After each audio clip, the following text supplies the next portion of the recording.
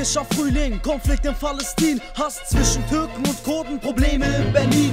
Der Präsi aus Neukölln, Nachfolger Sarazins. Probleme häufen sich und werden allmählich zu viel. Filme gegen den Islam, sogenannte Hassprediger, gemacht von verdammten Rassisten. Meinungsfreiheit?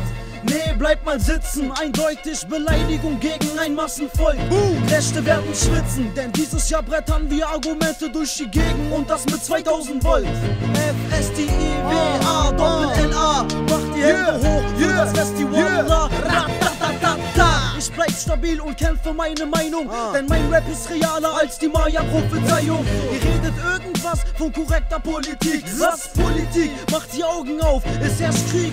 Diese zwei Stimmen auf diesen einen Beat sorgen für Motivation, auf dem Weg zum FSTIWA, Doppel-LA, macht die Hände hoch für das Festival.